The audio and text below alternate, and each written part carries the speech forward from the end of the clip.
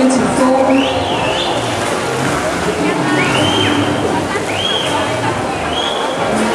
Swimming underwater, Lagos Seven lane number 4, opening 50 meter in 26:27, followed by Mikkel Terp Olesen from Denmark on line number 5, opening 26:58.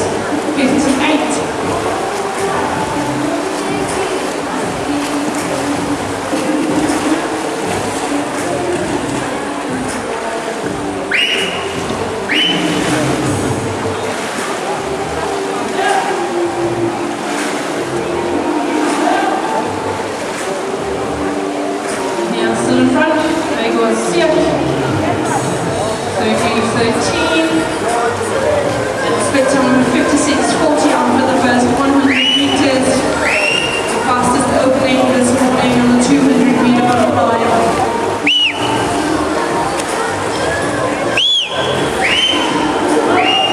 There are 3 Estonians in this heat: Sander Powell, Gregor Sierk and Nico Lilio. It seems like it's going to be a fight between Gregor Sierk and Mikkel Terp Olesen. He was born in 99. And they're competing each other tonight if they both make it to the final. It seems like it now that they have 25 meters.